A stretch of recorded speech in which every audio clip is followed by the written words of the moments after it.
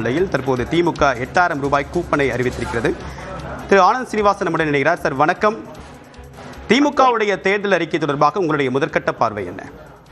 அப்ப இது ஏடிஎம்கே வெறும் ஃப்ரிட்ஜு தான் கொடுக்குறேன். நாங்கள் இன்னைக்கு முக்கால்வாசி வீட்டில் ஃப்ரிட்ஜுங்கிறது இருக்கும்.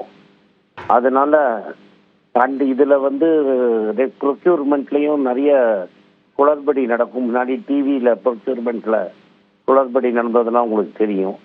அதனால் இதெல்லாம் அவாய்ட் பண்ணுறதுக்கு டிரான்ஸ்பரண்ட்டாக ஒரு கூப்பன் கொடுத்துட்றாரு. கூப்பனை நீங்கள் எங்கே வேணால் எந்த பொருளுக்கு வேணால் வாங்கிக்கணும்.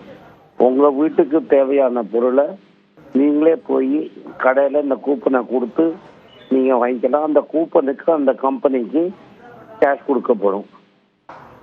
ஸோ இங்கே தான் நீங்கள் வாங்கணும், இந்த பொருள் தான் நீங்கள் வாங்கணும், இந்த விலைக்கு தான் நீங்கள் வாங்கணும்னு இல்லை.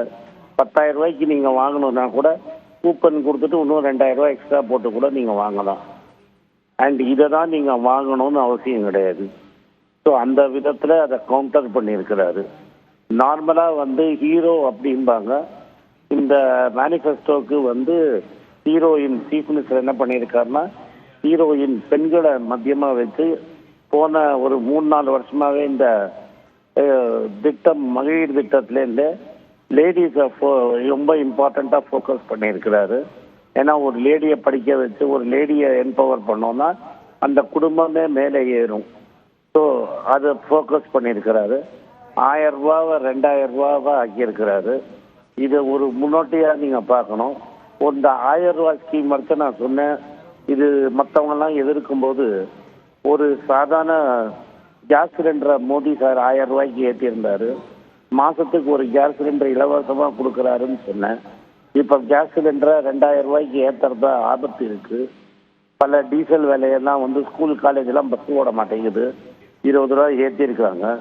ஸோ இந்த டிஎம்கே காங்கிரஸ் ஆட்சி வந்தால் 1000-2000 ரூபா ஆனால் கூட ஒரு சிலிண்டர் விலையை அவங்க ஏற்றினா கூட ஒரு சிலிண்டரை மாதம் வாங்குற அளவுக்கு இல்லத்தரசிக்கு ப்ராப்ளம் இல்லாமல் பண்ணியிருக்கிறாரு.